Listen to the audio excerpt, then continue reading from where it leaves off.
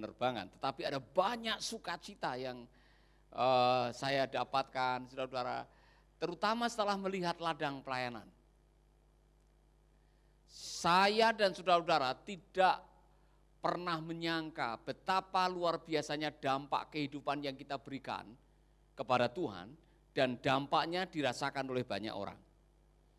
Ketika saudara menyerahkan hidup saudara kepada Tuhan, ketika saudara menyerahkan talenta saudara kepada Tuhan, ketika saudara menyerahkan cita-cita saudara kepada Tuhan, ternyata Tuhan sudah punya agenda yang luar biasa yang saudara sendiri mungkin akan dibikin heran. Kami kembali ke Desa Maulun. Dan pertama kali saya masuk desa itu, saudara, itu hanya sebuah bukit yang tidak ada apa-apanya. Tetapi setelah saya ketemu lagi minggu-minggu yang lalu, saya melihat sudah banyak rumah, sudah ada listrik, sudah ada PAUD, gereja sudah hampir selesai. Saya pulang, saya berterima kasih dan saya mengatakan, Tuhan, banyak pencapaian yang bisa kita raih bersama dengan Tuhan waktu kita taat kepada panggilan Tuhan. Jadi pesan saya kepada saudara-saudara, jangan pernah meremehkan panggilan. Karena masing-masing kita sudah dipanggil sesuai dengan rencana Tuhan. Nah, panggilan kita beda-beda. Saudara-saudara, mungkin ada yang dipanggil menjadi pendeta, dipanggil menjadi dokter, dipanggil untuk menjadi accountant, dipanggil untuk menjadi sopir atau guru. Selama kita menggunakan panggilan kita untuk menjalankan panggilan Allah, yaitu apa? Melakukan kebaikan. Saudara-saudara, yang membuat kita merasa bermakna hidup ini adalah waktu apa yang telah kita raih, kita pakai untuk menolong orang lain. Amin. Sukacita yang mungkin kita dapatkan ini tidak bisa dibayar oleh uang. Kemudian kami ketemu dengan beberapa orang yang hidupnya telah diubahkan. Saudara-saudara, terutama bersama dengan anak-anak panti di Atambua. Wow, saya senang sekali. Anak-anak ini yang nonton ini, kalau Ibu Mega dengan Pak Pantri, kami betul-betul mendiskusikan dengan objektif selesai dari Atambua. Wah, anak-anak panti Atambua ini luar biasa. Waktu kami datang mereka sudah berjejer di depan pintu dengan baju yang bersih, senyum.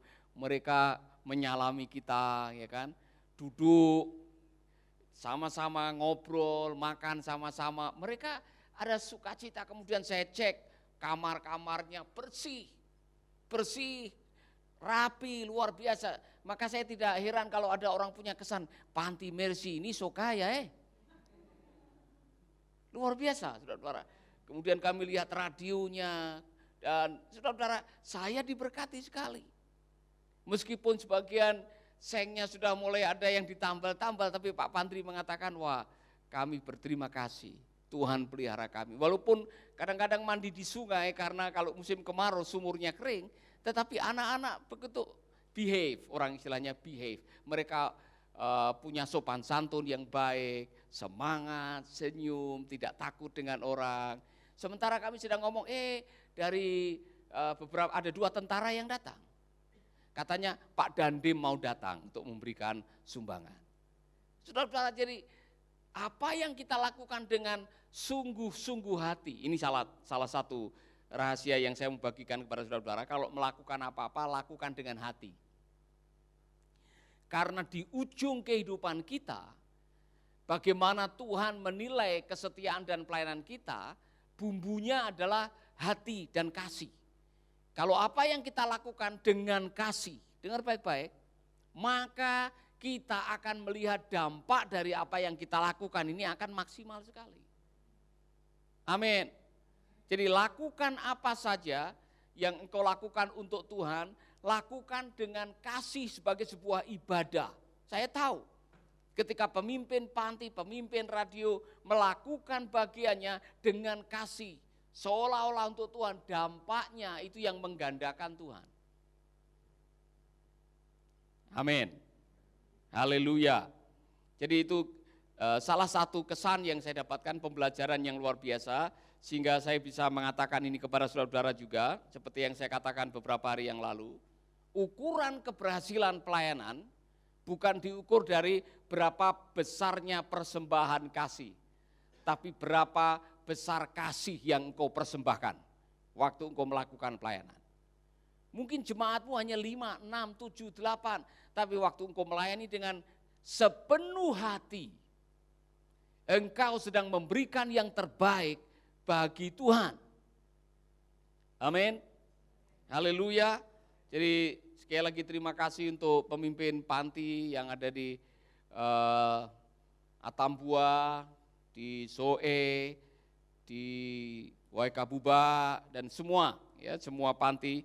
Saudara, jerih payahmu di dalam pekerjaan Tuhan tidak pernah sia-sia, itu kata firman Tuhan. Dan Tuhan selalu punya cara untuk mencukupkan kita. Saya sudah dapat pemberitahuan dari Kemensos, Pak Paulus, selama COVID ini sampai bulan Juni kemarin sudah ada 11.045 anak yatim piatu. Apa yang Mercy rencanakan, apa yang Mercy akan lakukan untuk menolong Kemensos. Dan ini terus akan naik, lebih banyak lagi nanti. Ada banyak tantangan-tantangan ke depan, apa yang harus kita lakukan. Saudara-saudara, saya tahu fakta bahwa kita masih diizinkan hidup hari ini karena rencana Tuhan belum selesai lewat kehidupan kita. Amin. Haleluya. Nah, ini pesan firman Tuhan yang saya mau sampaikan ini, saudara, adalah firman Tuhan yang saya mau sampaikan nanti sore di depan hamba-hamba Tuhan NTT, dan katanya Ibu Gubernur hadir. Jadi saya mau sampaikan ini sebagai pendahuluan, saudara-saudara, karena ada sesuatu yang menggelitik di dalam 2 Timotius pasal 4 ayat 2. 2 Timotius pasal 4 ayat 2. 2 Timotius 4 ayat 2 mengatakan begini. Beritakanlah firman, siap sedialah baik atau tidak baik waktunya. Nyatakan apa yang salah, tegurlah dan nasihatilah dengan segala kesabaran dan pengajaran. Perhatikan baik-baik. Beritakanlah firman, siap sedialah baik atau tidak baik waktunya. Nyatakan apa yang salah, tegurlah dan nasihatilah dengan segala kesabaran dan pengajaran. Saya diingatkan oleh kebenaran firman Tuhan ini, sebuah film. Siapa yang pernah nonton film yang berjudul Bible? Film itu menggambarkan bahwa ada satu saat dalam kehidupan yang namanya kebenaran itu menjadi kebutuhan yang luar biasa dan orang kehilangan sumber kebenaran. Maka orang untuk mendapatkan Alkitab sampai perang. Hanya untuk mendapatkan sebuah Alkitab mereka saling bunuh-membunuh karena kebenaran mahal sekali pada waktu itu. Orang mencari kebenaran susahnya bukan main. Nah, saudara-saudara, Alkitab ini atau cerita ini menginspirasi saya.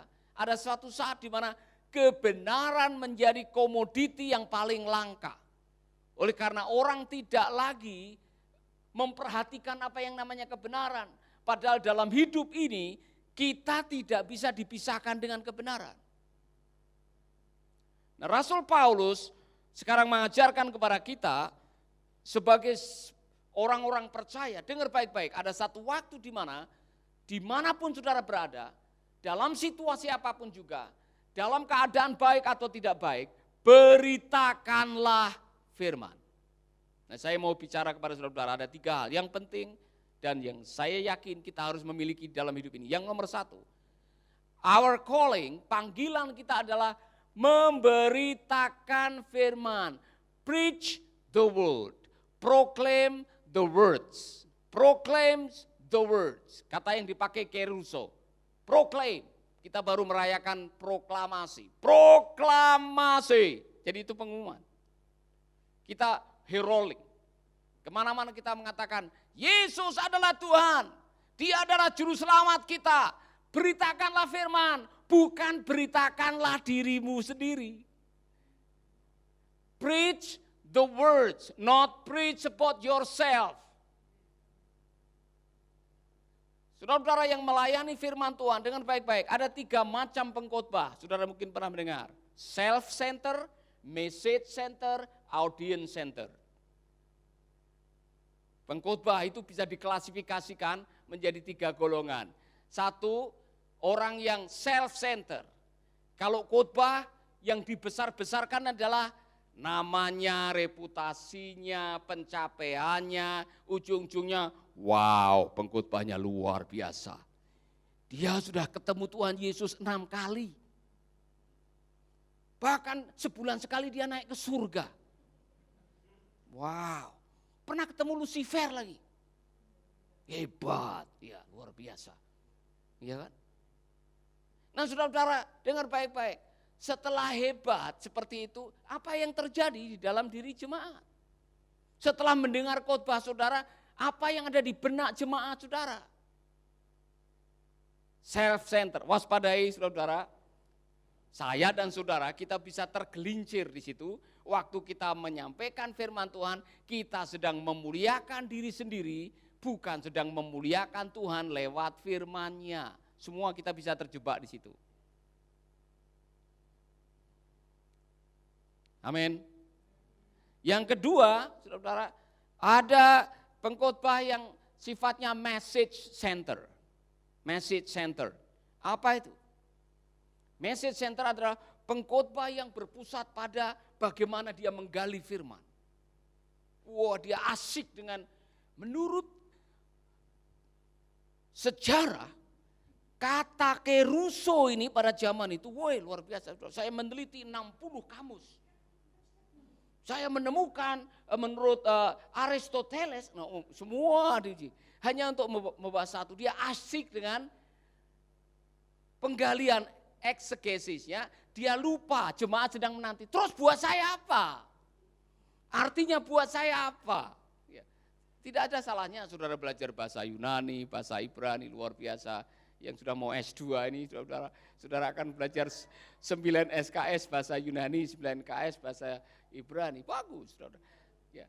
Cuman dengar baik-baik, setelah itu waktu engkau menggali firman, jemaat ini menanti. Apa artinya buat saya kata itu? Bukan Anda asyik untuk menunjukkan bahwa, wow, saudara pintar bahasa Yunani, saudara pintar bahasa Ibrani dan sebagainya. Message center. Katanya dari semua yang terbaik adalah audience center. Saudara berpusat pada pendengar. Menggunakan eksegesis yang benar, menggunakan khotbah yang benar, ujung-ujungnya apa benefit, apa profit, apa keuntungan bagi pendengar saya. Iya kan? Nah kalau pendengarnya emak-emak di kampung sana kemudian saudara memakai bahasa Ibrani, bahasa Yunani, sudah tidak kenal, ya kan? Mereka enggak ngerti apa itu. Nah, saudara-saudara, firman baru benar-benar bermanfaat kalau 3 unsur ini tercapai. Mengoreksi kesalahan, tadi dikatakan. Nyatakanlah apa yang salah, tegurlah dan nasihatilah dengan segala kesabaran dan pengajaran. Harus ada unsur correction. Mengoreksi kelakuan. Firman yang saudara sampaikan harus bisa mengoreksi kelakuan. Menyatakan apa yang salah dan yang benar. Yang kedua, firman harus bersifat menegur. Kalau ada yang salah ditegur melalui firman, saudara tidak perlu takut. Amin. Misalkan ini di jemaat ada orang yang istrinya 3. Kemudian datang, tapi dia perpuluhannya paling besar. Kemudian saudara mengatakan, Tuhan taulah kasih karunia Tuhan. Nanti ada waktunya Tuhan akan menyatakan haleluya. Kemudian saudara tidak berani menyampaikan kitab Malaki. Aku membenci pengkhianatan. Tidak boleh saudara. Tegurlah apa yang salah. Tidak boleh kompromi dengan dosa. Amin. Saudara, saya harus mengatakan ini. Mengapa firman Tuhan ini ditulis oleh Rasul Paulus? Karena zaman itu ada jemaat-jemaat yang sukanya telinganya dikilik-kitik oleh khotbah. Artinya ada jemaat yang suka mendengarkan khotbah-khotbah yang enak di telinga tapi belum tentu enak di hati. Ya kan? Wow, saudara dengar khotbah undang-undang orang yang bikin ketawa sepanjang 45 menit, ya kan? Jadi ya, akhirnya khotbah saudara isinya adalah lelucon. Khotbah saudara isinya sesuatu yang tidak menegur, tidak mengoreksi, tidak memperbaiki, tidak menasehati. Mengapa ini penting? Dengar baik-baik. Karena ada satu masa di mana saudara akan menghadapi situasi tidak baik. Termasuk saat kita menghadapi COVID ini. Reaksi jemaatmu terhadap situasi tidak baik akan ditentukan oleh firman yang sudah nyantol di hati mereka. Maka beritakanlah firman, baik atau tidak baik waktunya. Karena ada satu waktu di mana engkau mengalami situasi tidak baik, dan yang bisa menolong mereka jadi baik adalah firman Tuhan. Amin. Haleluya. Jadi dikatakan di sini, be prepared. Di dalam bahasa Inggris, be prepared. Anda kemanapun juga, pergi kemanapun juga, dalam situasi apapun juga, siap sedialah untuk memberitakan firman. Karena Tuhan memerlukan saudara untuk menyampaikan firman-Nya kepada seseorang. Tidak mesti harus dalam bentuk khotbah, ketemu dengan orang. Ketemu dengan barangkali seseorang yang sedang membutuhkan kata-kata dorongan atau koreksi kelakuan. Saudara yang dipakai oleh Tuhan, ya kan? Kalau ada ketemu orang misalkan, dia lagi mabuk, kemudian mau bunuh diri, dan dia ada di samping saudara, minta permisi, Pak, mohon maaf ya Pak ya, saya keluar dulu dari sini. Saudara tanya, mau kemana? Saya mau bunuh diri. Saudara harus sampaikan firman kepada orang ini, iya kan? Atau ada orang yang baru ngomong-ngomong dengan saudara, kemudian tiba-tiba dia minta permisi Pak, saya ada kebutuhan mendesak, mau apa? Mau mencuri. Saudara harus tegur orang itu, sampaikan firman. Baik tidak baik waktunya, sampaikan firman.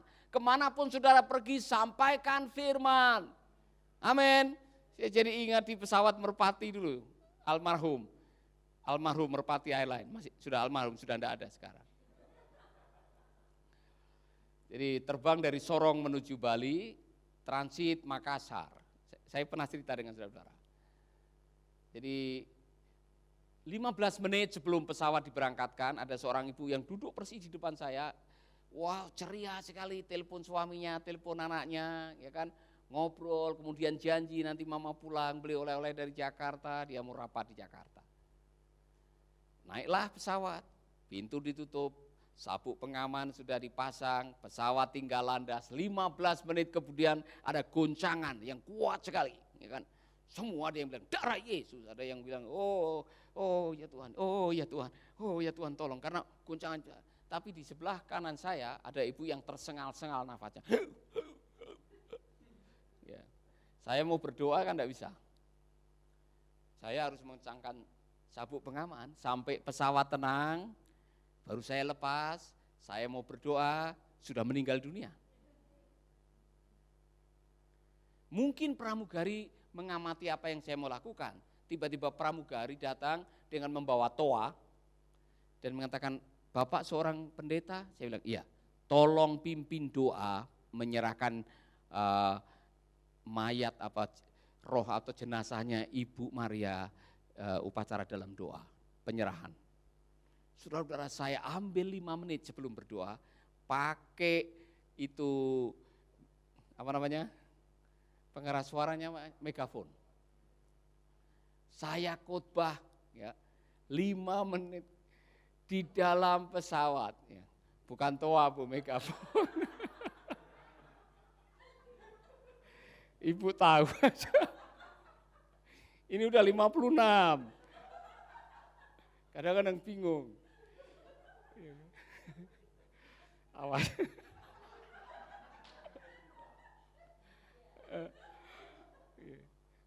Ini kurang asupan.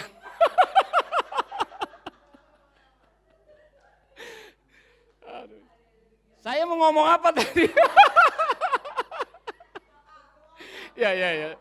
Jadi, kalau ada orang yang berkhotbah jangan diganggu. Siap atau tidak siap waktunya saya harus berkhotbah. Jadi saya ambil, bukan toa, megafon saya, khotbah 5 menit di dalam pesawat. Saya menyampaikan firman, mengapa kita masih diberi hidup. Mengapa ibu ini dipanggil oleh Tuhan. Kita tidak tahu kapan kita akan dipanggil Tuhan. Saya khotbah di dalam pesawat, saudara-saudara.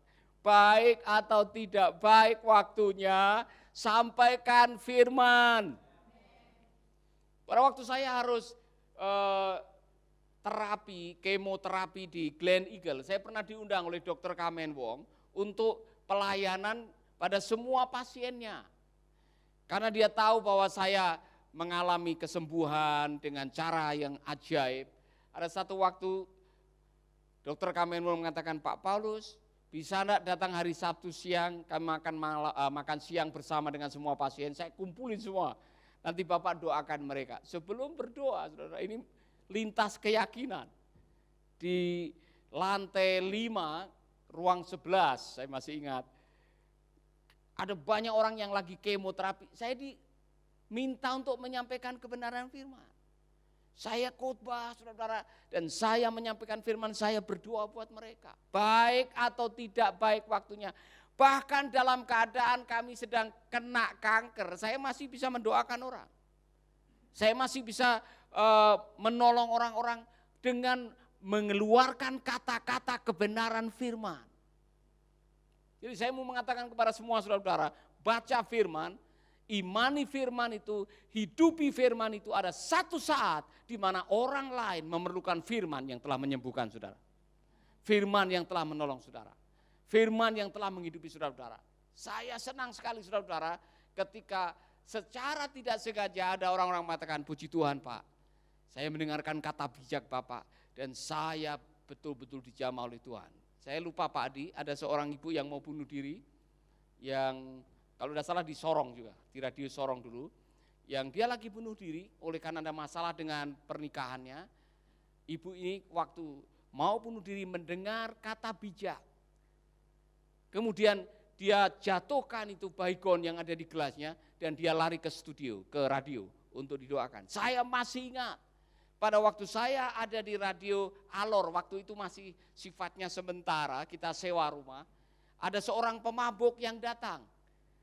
Dan dia menerima kebenaran firman, dia bertobat oleh karena saat dia sedang mabuk, dia mendengarkan firman.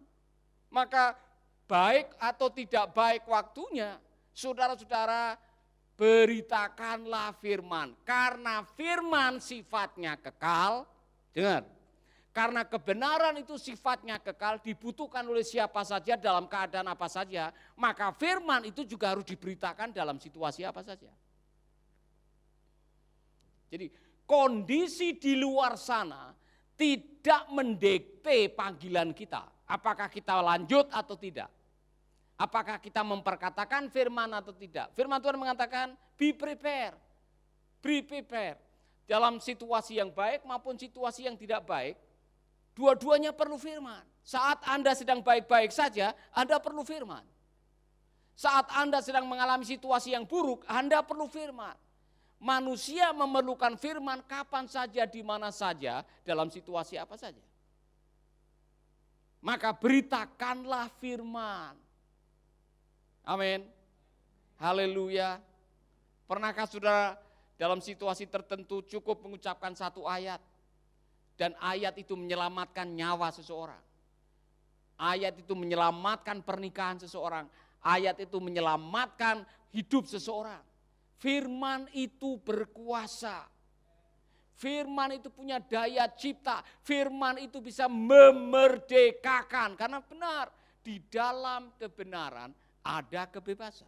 Firman itu memerdekakan. Satu ayat yang engkau imani, satu ayat yang engkau hidupi, satu ayat yang engkau jadikan alat untuk membuat keputusan, bisa membuat engkau menjadi orang yang luar biasa. Amin.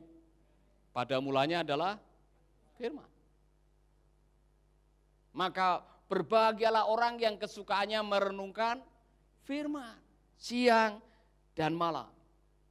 Nah, saudara-saudara, di dalam surat ini ada 36 referensi di mana Rasul Paulus memberitahukan kepada Timotius, jangan lupa Beritakanlah firman, beritakanlah firman, sampaikanlah kebenaran, berdiri teguh, terus berkali-kali diulang. Karena apa? Waktu itu di dalam surat ini ada 16 referensi Injil palsu. Jadi ada orang-orang yang memberitakan berita yang palsu, kebenaran yang sebetulnya adalah bohong. Maka Rasul Paulus mendorong Timotius untuk selalu beritakanlah doktrin yang sound mind, doktrin yang betul-betul bisa menguatkan otak seseorang nih.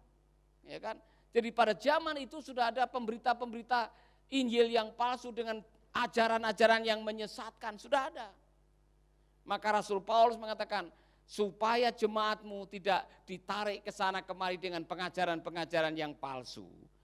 Pendeta punya tanggung jawab, beritakanlah firman yang tujuannya 3 tadi, menegur, menasihati, dan ajarkan doktrin. Di dalam terjemahan saudara tidak ditulis dengan kata doktrin, di dalam terjemahan bahasa Inggris ditulis sampaikan doktrin, pengajaran yang sifatnya menjadi landasan iman. Amin. Haleluya. Terutama saudara-saudara, akhir-akhir ini ada banyak persekutuan-persekutuan doa juga yang kadang-kadang tidak mengajarkan apa yang benar. Maka tugas seorang hamba Tuhan, sampaikanlah berita yang benar. Sama seperti Paulus menyuruh Timotius, sampaikan kebenaran firman. Amin. Mungkin saudara pernah dengar dulu ada orang-orang yang menjual hartanya, sapinya, sawahnya, karena khotbah Yesus akan datang tanggal sekian. Masih ingat tuh, akhirnya berurusan dengan polisi dulu. Ya kan? Saudara-saudara, kasihan. Jemaat yang menjadi kasihan akhirnya mereka terperdaya oleh pengajaran sesat. Oleh karena itu saudara-saudara, saya mengajak saudara-saudara melek firman. Jadilah jemaat yang melek firman Allah. Baca firman di rumah, renungkan firman Tuhan. Karena firman itu yang menolong kita waktu kita menghadapi saat tidak baik.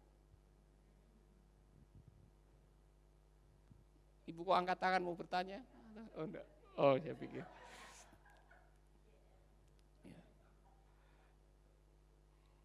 Amin, haleluya. Saudara-saudara, di tengah-tengah kegalauan hati, saya tahu di dalam COVID ini banyak pikiran berkecamuk. Ada banyak pertanyaan yang tidak bisa dijawab. Ada banyak yang berspekulasi. Macam-macam saudara-saudara. Apalagi kalau saudara membaca penemuan-penemuan terakhir dan sebagainya, berita-berita dan sebagainya. Saya hanya mau mengatakan berbahagialah orang yang mengandalkan Tuhan. Itu firman. Jadi dalam situasi saudara galau, pikiran tidak pasti, bagaimana menjawab masa depan nanti, yang bisa menolong saudara hanya firman. Maka hiduplah di atas firman. Karena kualitas hidup kita ditentukan oleh firman, maka para hamba Tuhan, dengar, ibadah harusnya membuat firman menjadi bagian yang sangat integral. Bukan hanya praise and worship. Bukan hanya orang datang untuk mendengar sesuatu yang lucu, ketawa-ketawa, kemudian pulang, bisa senyum. Bukan itu. Firman. Hidupmu hanya ditentukan oleh perkataan firman. Maka sampaikanlah firman baik atau tidak baik waktunya. Ini luar biasa ini saudara. Diingatkan kembali. Di tengah-tengah COVID ini ada banyak hoak. Jangan bikin hoak saudara, itu membingungkan orang. Saya mau saudara, kalau mungkin tulis status atau apapun, tulis firman. Sampaikan firman. Status saudara kalau bisa ngutip dari firman. Yang bisa melawan ketidakbenaran adalah kebenaran. Amin. Jangan malah nambah-nambah, benar juga. Saya kemarin ya ternyata obat ada, saya sudah menemukan itu untuk bisa kebal dari COVID, minum air sabun. Misalkan aja, kemudian saudara viralkan, bikin bohong-bohongan minum air sabun kemudian sembuh. Ya, orang yang tidak mengerti minum air sabun kemudian meninggal, saudara akan diperkarakan. Jadi jangan bikin sesuatu yang sifatnya sensasi dan melupakan intisari kebenaran yang justru itu menjadi kekuatan dalam situasi kita yang sulit. Yang menolong kita adalah kebenaran firman. Maka saya mau saudara-saudara membaca Yakobus, kemudian kita akan berdoa. Mari kita akan membaca kitab Yakobus pasal 1 ayat yang ke-25. Yakobus pasal 1 ayat yang ke-25. Sudah menemukan? Bunyinya bagaimana saudara-saudara? Tetapi barang siapa meneliti hukum yang sempurna, yaitu hukum yang memerdekakan orang, dan ia bertekun di dalamnya. Jadi bukan hanya mendengar untuk melupakannya, tetapi sungguh-sungguh melakukannya, ia akan berbahagia oleh perbuatannya. Apa itu hukum yang sempurna? Firman. Orang yang mendengar firman, meneliti firman, hidup di atas firman, menerapkan firman, didikte oleh firman, dikatakan di sini, dibuat bahagia oleh perbuatannya. Ini janji Tuhan. Jadi dalam situasi yang sulit, jangan pernah meragukan kebenaran firman. Dalam situasi seperti apapun juga yang kau hadapi saat ini, hiduplah di atas kebenaran firman kalau mau bahagia. Amin. Haleluya. Berdiri di atas perjanjian Allah, itu lagu itu. Masih ingat tak? Saudara-saudara yang dari GSA pasti tahu. Berdiri atas perjanjian Allah, ku tahu na na na na na na na. Glory, glory. Tak pernah perkataan Allah berubah. Enggak tahu? Saudara bukan GSA berarti.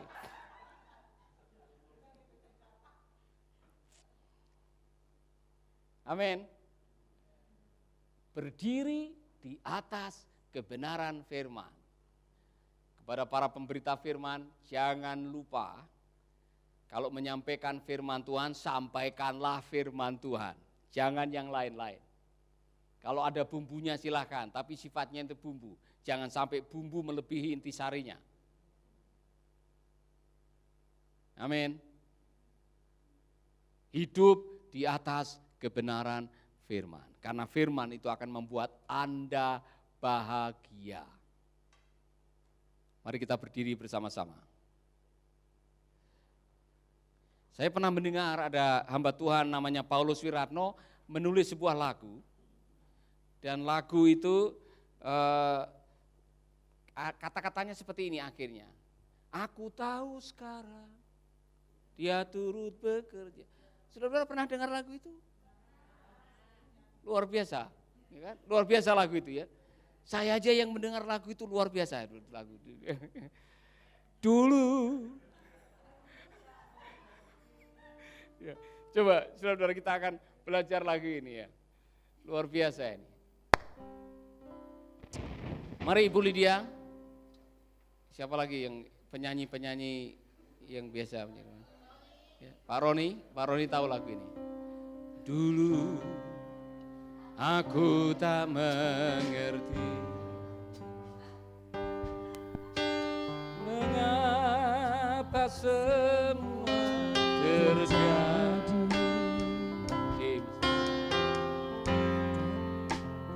Tangguhan hati ini, aku melupakan janji.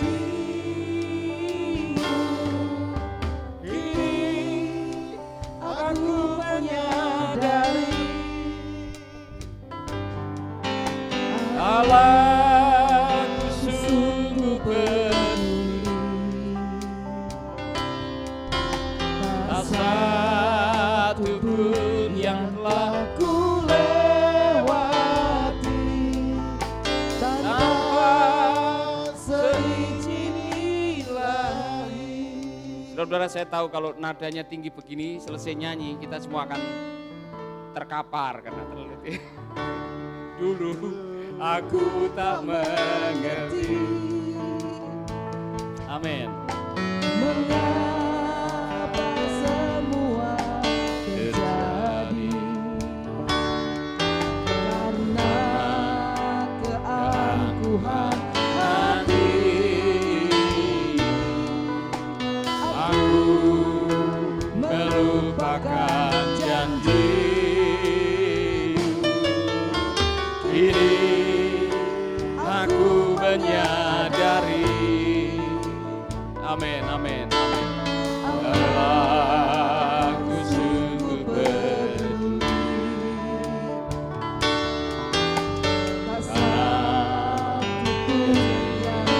ku lewati tanpa seizin lagi. Aku tahu sekarang. Aku tahu sekarang. Ya turut bekerja dalam segala perkara. Bagi kita semua yang mengasihinya, hidup dalam rencana. Aku tahu sekarang, haleluya. Aku tahu sekarang, Dia turut bekerja dalam segala perkara. Bagi kita semua yang mengasihinya, hidup sesuai rencananya. Bapak Ibu, saya tahu ada di antara saudara yang sudah menuliskan pokok-pokok doa dan kita akan berdoa buat semua saudara. Bahkan saudara-saudara yang belum menuliskan pokok doa tetapi dalam hati ada permintaan, ada permohonan, ada pergumulan. Nanti saya minta Pak Roni akan berdoa, saudara taruh tangan di dada atau taruh tanganmu di tempat yang sakit. Dan nanti hambanya, Pendeta Roni akan berdoa buat saudara. Amin, amin. Amin. Angkat hatimu kepada Tuhan. Mari kita satukan iman. Pak Roni akan berdoa. Mari Haleluya. saudara di studio kita topang doa ini Tuhan. Kami tahu Bapak bahwa saat ini ada beberapa di antara saudara-saudara kami yang Amin. sedang bergumul Tuhan. Haleluya. Untuk masalah kehidupan, pernikahan, keluarga, rumah tangga, ekonomi, kesehatan, untuk pergumulan-pergumulan hidup lainnya Tuhan. Thank you, Lord. Sakit, penyakit, Thank you, apapun pergumulan mereka, kami tahu satu hal, Engkau Allah yang sanggup untuk melepaskan, untuk menyembuhkan. Tuhan, kami mohon kiranya nyatakanlah kuasa-Mu, yang sakit Tuhan sembuhkan dalam nama Yesus. Yang membutuhkan terobosan Dalam keuangan nama Tuhan Yesus. berkati, yang membutuhkan pemulihan keluarga, Amin. pernikahan, Haleluya. Tuhan jamah dalam nama Haleluya. Yesus, adakan pemulihan. Tuhan, terima kasih Bapa, kami percaya bagi-Mu tidak ada yang mustahil Tuhan. Engkau Allah yang ajaib, Engkau perkasa Tuhan. Di dalam nama Yesus Tuhan, di dalam nama Yesus ada pemulihan, ada kesembuhan, ada kemenangan Tuhan. Terima kasih Bapa, terima kasih Tuhan. Di dalam nama Tuhan Yesus Amin. Amin. kami berdoa. Haleluya. Amin. Amin. Amin. Tuhan memberkati Bapak Ibu. Jangan lupa share video ini kepada teman-teman saudara-saudara. Dan bagi saudara-saudara yang masih memerlukan counseling, masih memerlukan doa, di bawah ini ada nomor konseling yang saudara bisa hubungi. Kami dengan senang hati bisa melayani, mendoakan saudara-saudara. Dan sekali lagi saya mau juga menyampaikan terima kasih kepada semua sahabat yang setelah mendukung pelayanan Mercy. Saya tahu udah banyak sekali yang mengulurkan tangan. Dan Tuhan memberkati saudara-saudara.